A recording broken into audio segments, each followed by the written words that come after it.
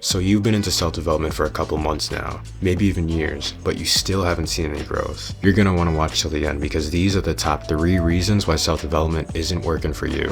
Reason number 1, your definition of self-development is just wrong. Think about it.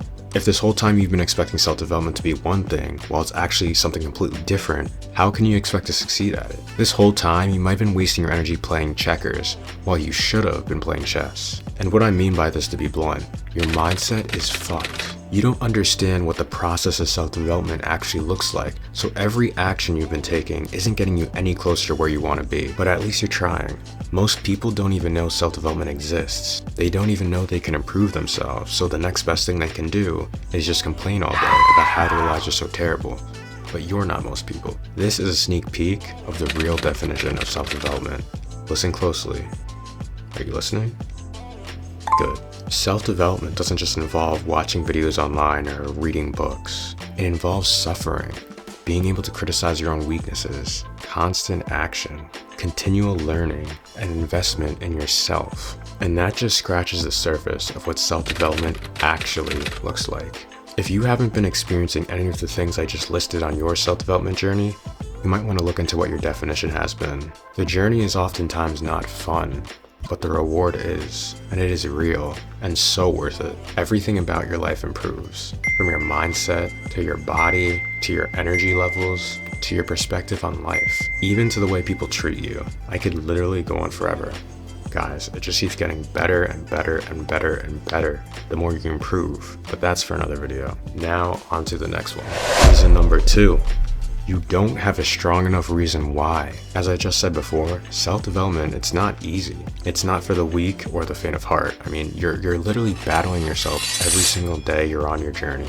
You're battling that little voice inside your head that's always telling you to give up, to go back to what's comfortable. You see, human beings naturally move towards comfort and security, even if it hurts them. And I'm sure you can see this in a lot of people's lives and even in your own life. When you practice self-development, you're basically doing the opposite of what your own nature is telling you to do. You basically become the person who's running towards danger, whereas everybody else is running away. So when you start to slack off for a bit, and we all know what that means, you stop going to the gym as often and you procrastinate when you know what you really should be doing. You tell yourself you'll get back to it tomorrow or next week, and then all of a sudden 3 months have gone by and you're right back to where you started. Most of the time, this is happening because you don't have a strong enough reason why. Why are you doing this? Why do you want to do this? Why should you run towards danger? Why should you sacrifice your valuable time?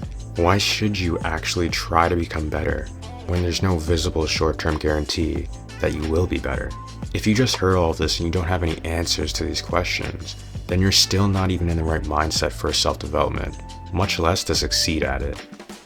Oh, by the way, if you guys are liking this video, make sure to hit that like button and subscribe to my channel for more value that's going to help you level up in your life. And with that out of the way, let's move on to the next reason why self-development isn't working for you.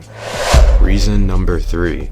You're always setting yourself up for failure. This goes out to all the perfectionists, the procrastinators, and especially the guys that are overconfident for no reason. This shit will humble you. It'll break you down, but it'll also build you back up 10 times stronger, this time with real confidence. Now, obviously, setting yourself up for failure is something everyone does, but the 3 kinds of people I just mentioned earlier are most likely to be in this. But don't feel bad. Honestly, I'm in this category too, so there is a light at the end of the tunnel.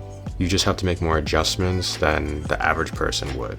So the way you're setting yourself up for failure is by placing expectations on whatever it is you're practicing self-development with. When you form all these expectations of things you think are going to happen, and you become attached to an image in your mind that has nothing to do with reality, the moment they don't happen, you're honestly going to feel terrible. Your ego is going to be absolutely crushed. You're going to lose motivation.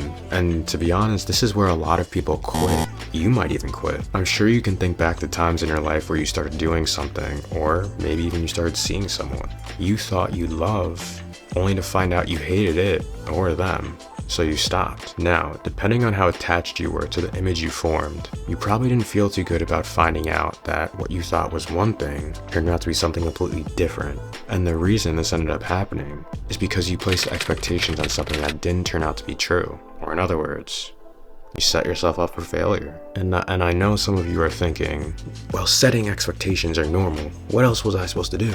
And I agree. But you want to make sure you set as little expectations on something as possible. It's perfectly okay to want things, but keep your mind open to what's in front of you. And make sure you're not attached to an image that you need to happen. Little tip, needy energy is never good anywhere in life. As long as you're consistent and don't give up, what you actually want will eventually reveal itself and happen. Oftentimes what we think we want is nowhere close to what we actually want and get. Now at this point of the video, you might be feeling a little lost and wondering where you go from here. That's why your next step is to watch this video, where I go over some of the challenges you might be experiencing in your life so you can get around to healing them.